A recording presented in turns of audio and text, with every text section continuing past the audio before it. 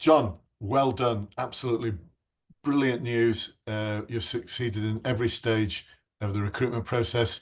I do also believe that special congratulations are due because you actually got the interviewer to get their pen down. So really, really well done. Awesome, awesome result. How are you feeling now? Well, a bit surreal. Like it's that thing where I feel like time seems though it took for ages to get to this point, but then when I reflect back, I feel like it has been quite quick. So yeah, quite a surreal moment, really. I think you kind of wish your life away a little bit because every stage you're thinking, I want to do this, I want to do this. And I think on reflection, you kind of, yeah, you think, yeah, it's gone quick. And I know years gone by, the process was a lot longer.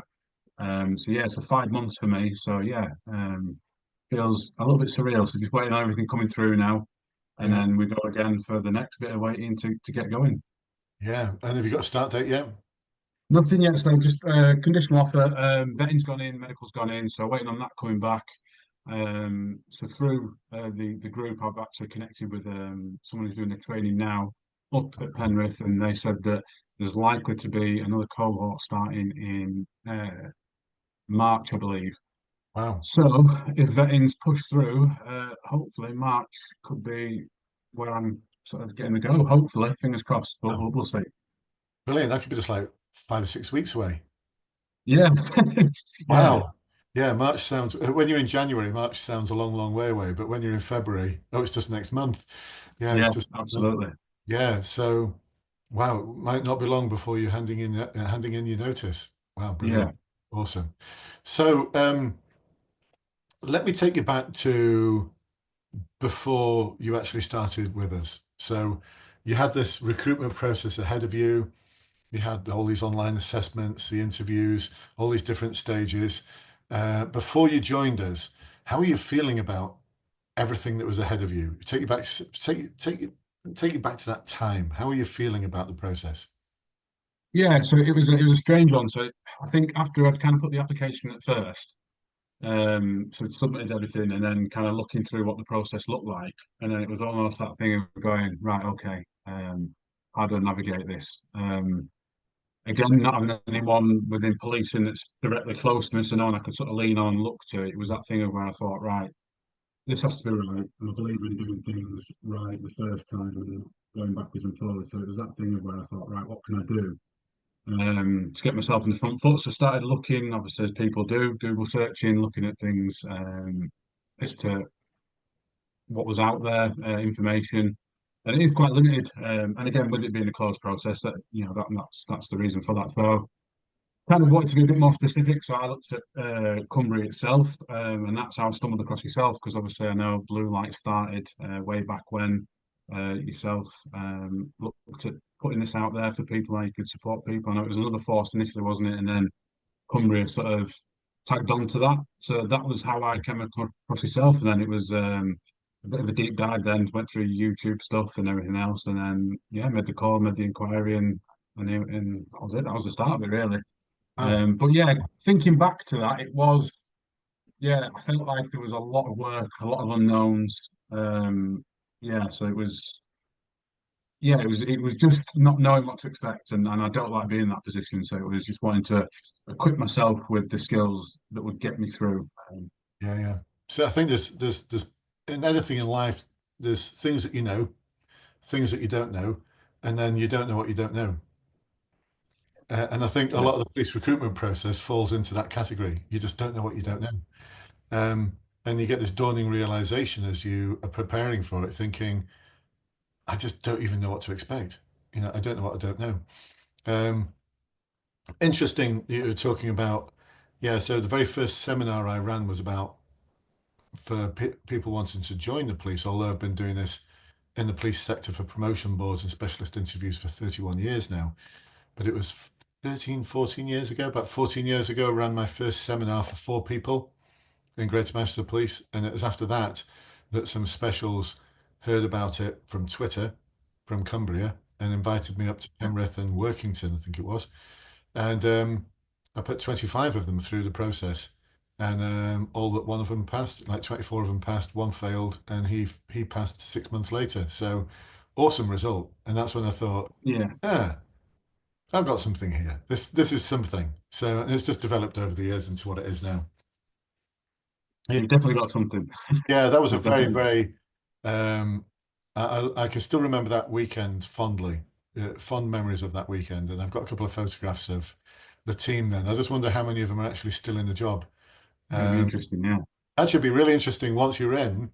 You might bump into someone who goes, you say, so how did you get into the police? Oh, well, yeah, I went to this workshop run by, what was his name again?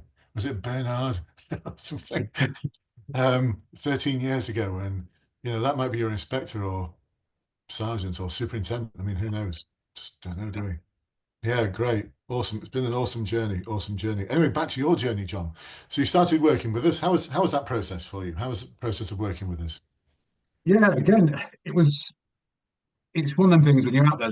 There's saturated a lot of advice that's not very good. There's a lot of stuff that, as you've said many times, these books about how to be, and it's how to be, numerous things. So yeah, for me, as soon as obviously I'd looked at what you were doing, and knew what you did and your experience, that was it. I was sold because obviously, if you want to learn how to do something, you can speak to those that have done it, and there's no greater person for that, you and your team. So yeah, so from the initial email that I sent to get the discovery call booked in.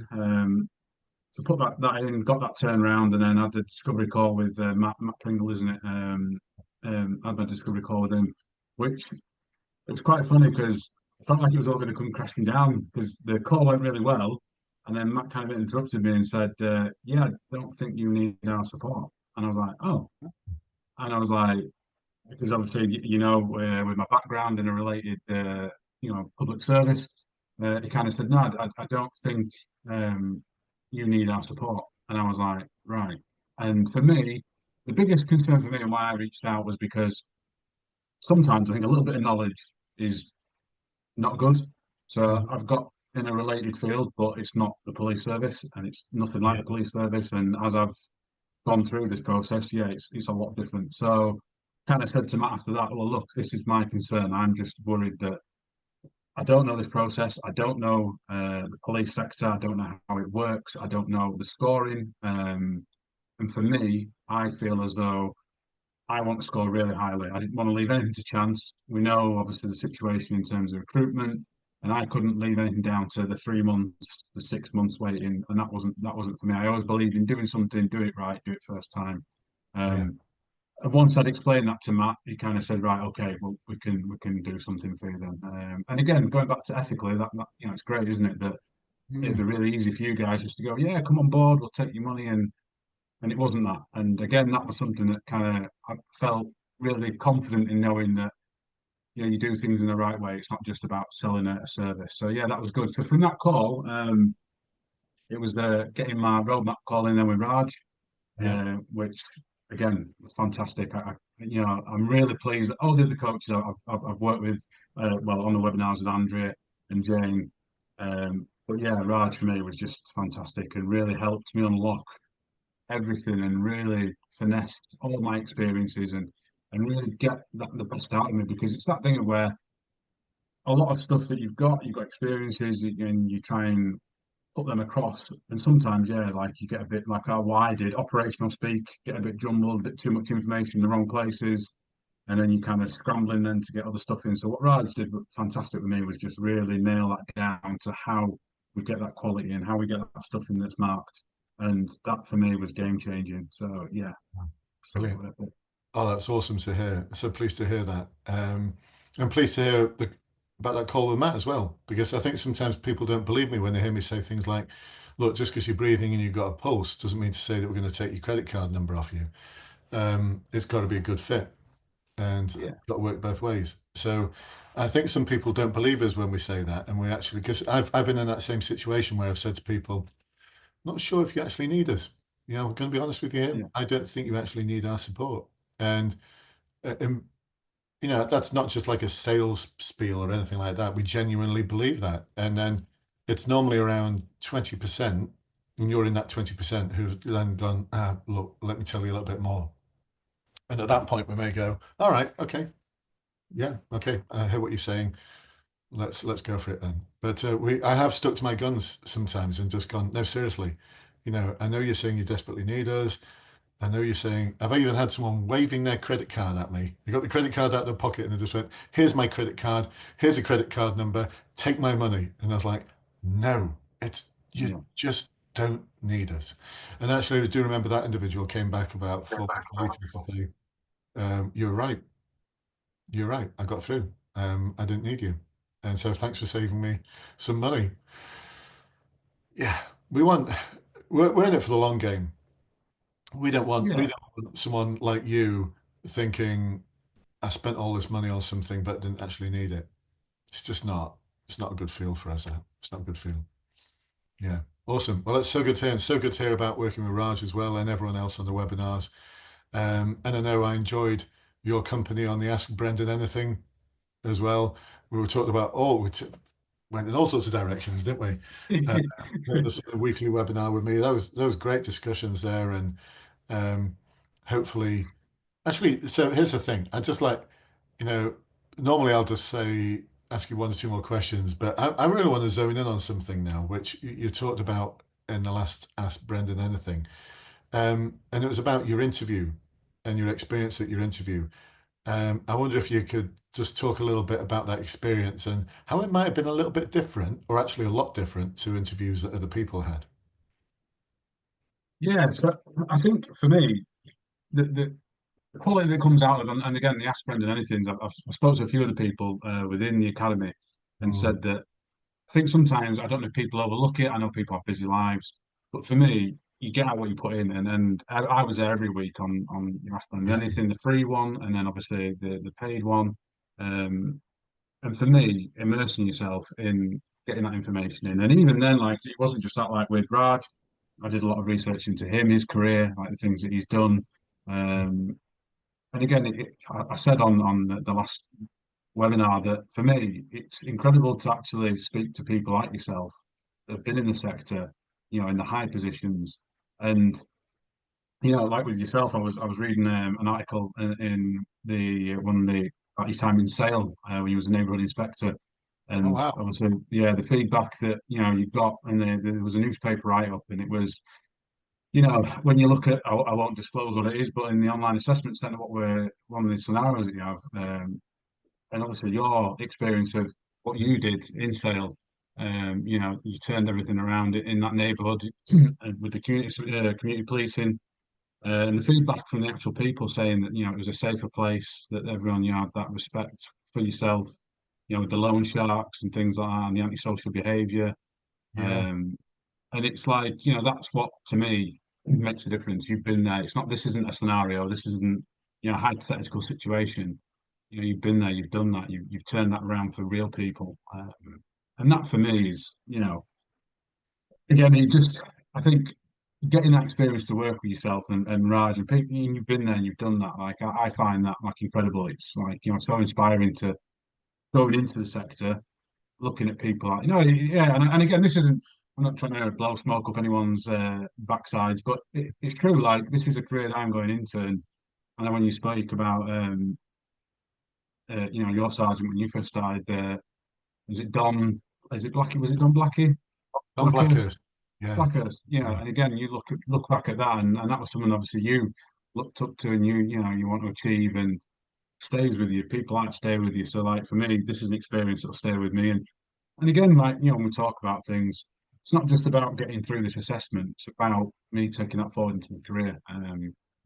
So yeah, so going back to your question about the interview, yeah, I took a lot of quality from what we spoke about. Again, when you said about your time in Greater Manchester with the junior football team that you got involved with, and stuff like that. And it's then I look at parallels that I've done. So I've been involved with junior football coaching, working with young people that are at risk and giving them purposeful activity, taken away from them opportunities of offending. But again, building on that, working along the lines of building good people, good human beings, and trying to influence people in the right way. Because I think what's sad now is I work with 15 to 18-year-olds, and there's not many great role models, I think, for some of them nowadays. So again, it's that thing of where we need to be, like you say, when you talk about assets, looking at the people that we can set up to be role models, to get people on the right path. But yeah, so for my interview, stuff like this was just gold. And I think the one thing prior to going into my final interview, I did have a bit of a panic because Cumbria used the old CVF, and then it's that thing of the new CVF. And I know you, and again, I listened to you, and I trust your words of wisdom is forget about it. And I did. I remember once I was on a webinar with you, and I asked you this question. You said, "Look, stop worrying about it." And Yeah. the one thing that sort of stuck with me is answer the question. So in that final interview, it was that thing where I took a breath and I thought, right, one thing I need to do is listen to the question, and Mhm. then answer the question. And honestly, I didn't once think about what value is this? What point of the CVF is this? What am I trying to mark? I went down to what you advocate, and that is, good quality, good structure. It's that making sure that there's authenticity in there, and the emotional connect, and knowledge and understanding as well, linking that all in to make it all so that it makes their job really easy for them. So yeah, that was for me. It was a bit funny because it was Detective Sergeant who I had for my interview, and I said to her at the end because I shared with you it was a half an hour said schedule, and it was an hour and 15 minutes I was in there. And as I left, she escorted me out and shook her hand. I thanked her and I said, "But that's probably one of the longest interviews, and someone spoke for the most you've ever had in an interview." And she sort of laughed, and it was just a really positive experience from something that I was really apprehensive about. So yeah, so it was great. Everything that we build up to within the academy has been so worthwhile. Perfect. That's awesome. And I do, if I can add, one of the things you said was about the pen. Go on, tell me about the Yeah, pen. With their pens. yeah. So what was quite funny was it was they had a scoring sheet that there was, so obviously when I was talking there was scoring, so and it was quite funny because the page was just full. The box that they had to write in their feedback just Yeah. got full. So in the end, they just stopped writing and we're just listening. And then we just went off a little bit, off different sort of topics. And I could realise then it wasn't necessarily an interview. Then it was just wanting to know a bit more about me. And when we did the coffee with Andrea, and like she said about the unconscious bias, I think you get that much across, and then it does become that thing of where they go. And as you say, can I see this person on my team? Can I see this person being there at 2 o'clock in the morning when everything's going, you know, pear Yeah. shaped? Is this somewhat? And they're the things that I really did think about, and I thought, how can I put that across? So they were really helpful. And I know sometimes you say these things, and I don't know if people absorb them in, but they're the things for me because you've sat there, Andrea sat there, Raj just sat there in front of people in final interviews, and Jane. And if I didn't listen to that advice, I'd be stupid. Yeah. So Yeah. yeah, so it all Totally. helps. All helps. Brilliant. You got the pen drop moment. Absolutely, yeah, yeah, yeah. Yeah. That's amazing. Oh, just so good to hear. And thank you for the kind words about my experience in sale and as a neighbouring inspector. You took me back. I can still remember. You reminded me of a moment where there was. I'll just call him Bob, not his real name, but he stood up at the last community meeting I attended in Sale before he moved on to a new neighbourhood. A greater challenge with more organised crime and far more challenges. It's almost like they moved me up to that area because I'd already shown my worth in one area. Let's put them in another one, see if we can pull a rabbit out of the hat in that one, and we did. But I remember Bob standing up and saying, "I've lived here all my life. I've never felt so safe. My family have never felt so safe. When you first came here 3 years ago, I thought you were full of SH1T. And now I love you, your team, you're all amazing. I feel like I feel happy in this community, safe. And honestly, I just broke into tears. I was like, oh God, that's one of the nicest things anyone ever said. That so I think what I'm getting at is these are the golden moments in your career. When these things happen, it's not about reducing burglaries by 10% or whatever, but which is good. But when you get that kind of feedback and these moments, you've got these moments to come, John. You've got years of these moments to come. But when you get that kind of feedback, that kind of someone saying something like that, that was like almost 20 years ago for me. Actually, no, it's 16 years ago. That was 16 years ago. 16 years ago. I can still remember it. Touches your heart. never goes. You never. Yeah. That's why the job's so special. That's why being a police officer is just so special. I know I'm biased, but What's really, I think what's really important for me there as well is when I looked at that, and like I say, I've wrote down some of the things and it said there, and then one, like I said, one of the things it never felt so safe. You was actually labelled the sheriff of Sale, which I thought was it's great. Um, but when you think back now with the challenges, thinking forward, and the police, trust and confidence, and when you think about it, and as you said, getting things down, getting crime rates down, is great. But when you think about what the challenge the police service faces now is the trust and confidence, and it, and going in and doing that quality work, getting people feeling confident, coming to the police, speaking to them. Because as you say, like if the police are there, people will speak to them, but they'll only speak to them if they feel that there is that trust and confidence, and there's that commitment that you are going to do something about it. And Yeah, that's what we need to do. We need to broker that to be out there, to be visible, to be, the people again that look to us to go, yeah, they'll do something about it. They're not just going to go away and write it down, record it, and do nothing about it. And that for me again is inspirational. It's these things that I hope to aspire to be able to do. I'm sure you will. I'm sure you will. And I'll talk to you in a moment about how we'll be able to help you with that as well in the future. But I'm sure you will. Um, oh, it's awesome. It's awesome. I didn't know those articles were still knocking around. It's like it's your thumbprint. It's a social media thumbprint. An article's written about you and what you do. But the sheriff of sale thing. Uh, Actually, I'll go off at a tangent. But two of my friends came to visit me from the United States, and I'd already, they came to visit my wife and I. It was before we had children, and I'd already joked with them and say, "So what's your new role now?" And I said, "Oh, they call me the sheriff of sale." It's a great job. I'm loving it. And so when they got to immigration and they were asked, "So who are you visiting?" They said, "Oh, it's Brendan O'Brien." And they went, "Yeah, yeah, who's he?" "Well, don't you know him? He's the sheriff of Sale. This is Manchester Airport, which is nearby. He's the sheriff of Sale." Um, and the immigration officer apparently said, "What, like in the Wild West?" And they went, "No, it's in Sale. It's a few miles away from here, like the sheriff of Sale, not the sheriff of the Wild West. Why are you asking us that?" Yeah, And so they actually believed that that was my real job title, yeah, as opposed to just something affectionately that the community nicknamed me as. But eventually they got through. I was actually there waiting for them. The immigration officer called me and said, it, I don't get it. They're saying that they're here to see the sheriff. You're the sheriff? And I went, told them the story. Here's my warrant card. I'm Inspector O'Brien from Christmas the Police. Yeah, there's the confusion. I shouldn't have told him I was the sheriff of Sale, because they were about to refuse him entry because like no, there's no sheriffs in this country. yeah. Um, it was all a bit tense. Quite amusing. So yeah, be careful what you call yourself, or be careful what people call you. Awesome. Oh, it's so good to hear. And actually, come on with a couple more questions. And one last question. So, if you, and actually you are now, so you're speaking, we've got a recording of this, you're speaking to people who may be watching you in the future and watch and listening to this conversation. And if they've got this far, I would suggest that they're people who are really interested in being a police officer.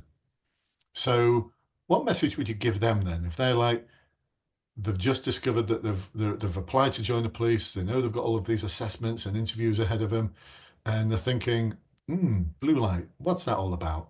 What message would you give them? I think for me, if you're really serious about joining the police, if it's something that you are invested in and it's something you are serious about, and again, in this sort of climate now where forces are, really hammering down recruitment, we're going off scores, we're going off Mhm. things like that. Like if you want to be in, and then not be waiting years, this is, that to me is a sure bet. Again, we go back to we yourself. There is that sort of guarantee, money back guarantee, which again, ethically is fantastic. But for me, yeah, you won't look back. I wasn't skeptical. I knew from my first interactions with Matt, with yourself, with Raj, that this isn't a fad. It's not no sort of corporate stuff to it. This is real experience, and it'll equip you with the skills.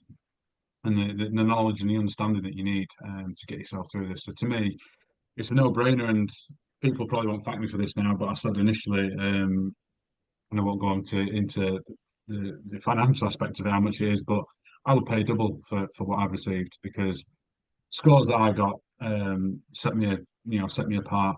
But again, is the knowledge that you get moving forward into your policing career. There's stuff in there that, again, speaking to you guys, it just gives you that extra leg up, and it just takes all that guesswork out of it. So for anyone that's coming across it thinking, should I do it? Get that discovery call, speak to your team, and then take it from there. Make your own decision. But for me, you won't regret it. You wouldn't regret Awesome. That's great. By the way, the second invoice is in the post.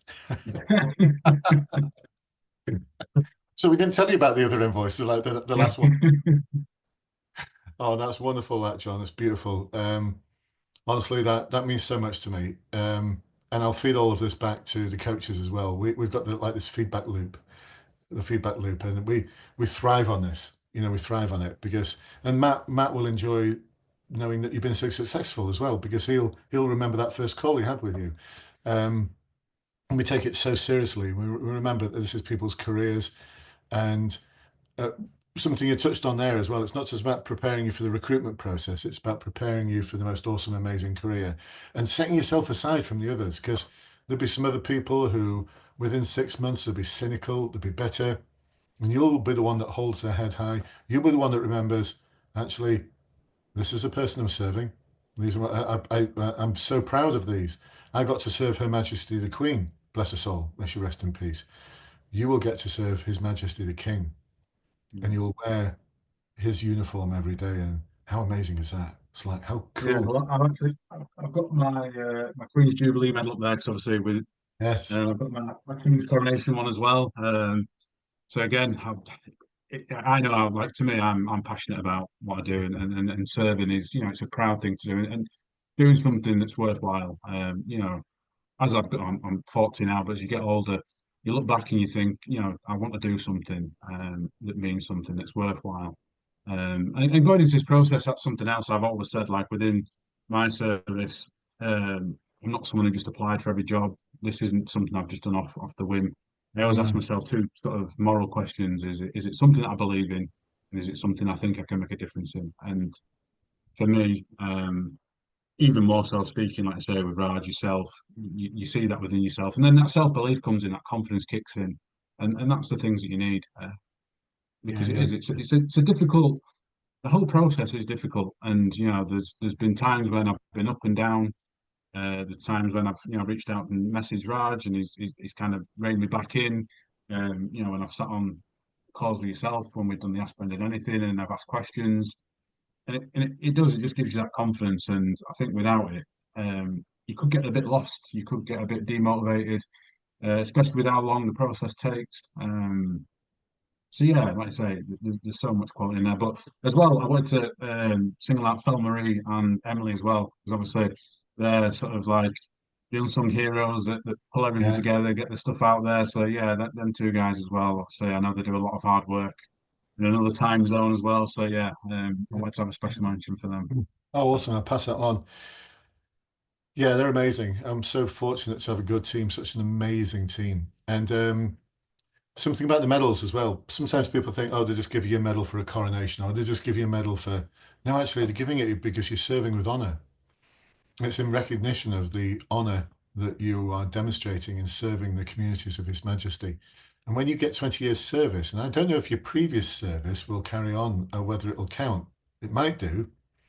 Your long service medal, I don't know if it counts. I've not researched it. Does your previous service count?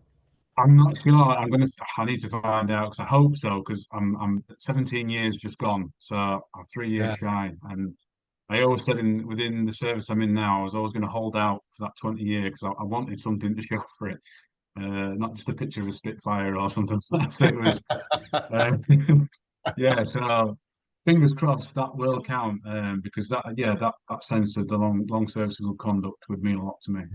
It's actually when you look at the medal, it says for exemplary service, and the the crown, the king, the queen in my case, feels so strongly about thanking you that don't know if you know this, fun fact, but each one of the medals is engraved with your rank and name. There's no medal in the world like it. Yeah. It's unique to you as a thank you for your service. Ah, God, I'm getting goosebumps just like thinking about it. It's just awesome. It's just awesome. If you're listening to this thinking about whether the police is a career for you, it so is. It's just the best job, full stop, in the world. I know I'm biased, but anyway. On your career then, John. So we've got good news. So not just yet, but soon we're going to launch our alumni, and that will be a subscription service, you know, but it will be like Ask Brendan Anything, but for civilian officers, and ensuring that we do everything we can to support your amazing career. You'll have amazing sergeants, amazing inspectors, but they're not going to have over 250 years of management experience behind them like we do. For some of the best police officers I've ever had the privilege of working with, amazing individuals. And so we're going to be there for you to help you plan out your amazing career. Because what's going to happen is when you join, you'll get stuck into everything. You'll do all your portfolios. You'll get all the experience that you need, and after 2 years, you'll get signed off as being you're no longer a student officer. And then you'll be thinking, now what? What do I do to fulfill myself and not take advantage of, that's the wrong word, but enable myself to be the best version of myself within this constabulary. And so there'll be all sorts of opportunities there for you. And there'll be people there saying, oh, you need to have like 6 or 7 years service before you can be a dog handler or join the RPU or become a sergeant or whatever. Not in our world. In our world, we'll be preparing you from like month 1 or 2, as I did for my sergeant's exam all those years ago. I was preparing for my sergeant's exam with 6 months servicing, and I passed my sergeant's exam with 2 years and 1 month service, came top in the force and 48th in the country. There you go. But it was because of that approach that we have, which is planning for the future, setting a concrete, compelling vision for what you want to achieve, and then working out what steps you need to take to get there and making sure that you nail the interview. Because it doesn't matter if everyone else has got like 10 years service and you've only got 2. It doesn't matter. It doesn't matter. It's all about what you can present, how you present it. So we've got that. That's to come, the alumni. And we're really excited by it. It'll involve weekly contact with us as well. So in case you're thinking, I'm going to miss those Ask Brendan Anythings, don't worry. You better to hang out with us once a week. You better to hang out with all of the amazing coaching team with me as well, because I'll take full advantage of saying, hang on a minute, it's my business. I want to run this one.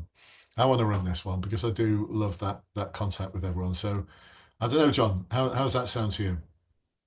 Yeah, again, for me, that's something that'd be even more key. Just it's that development, isn't it? It's that constant improvement and getting a wide variety of different experiences as well. I think that's what, Yeah. to me is key in everything. Like just getting that wealth of knowledge, experience, and like I say with yourself, Raj obviously serving the Met, and all these things bring different experiences, different sort of understandings of things, and that for me, yeah. So that would be definitely something that I think would be really interesting to look in at. Awesome stuff. Great. We look forward to seeing you there. So it won't be a goodbye. It'll be see you there. One quick favor then. One last favor Yes, to ask you. When you're there, stood in your uniform, proud as anything, in your uniform on your passing out parade, we'd love to see a photograph. absolutely. Yeah, it'd be my pleasure. Send one over. Awesome, John. Well, listen, I'll see you on one of the alumni Ask Brendan Anything sessions. Do keep in touch. Let us know when your start date is. We honestly, in case anyone's thinking, oh, they'll get bogged down with these messages, they'll get sick of me. No, absolutely not. We love to hear from our clients, our alumni about their success, start dates, what it's like, first week of joining, all of that kind of stuff. Can't wait to hear from you. Can't wait to hear about the updates. And can't wait for the moment in the near future when people are calling you boss, sir, Sarge. That's going to happen, John. We've got our eyes on you. Fingers crossed. We're not going to Yeah, let you go. fingers We're not going to crossed. let you get away with that. Oh, you know my thoughts on fingers crossed. We don't do fingers crossed. We do planning, preparation, No, and practice. Awesome. yeah, John, I shall see you soon, my friend. absolute pleasure. Thanks again, Brendan. You, bye bye. Bye bye for now. I know.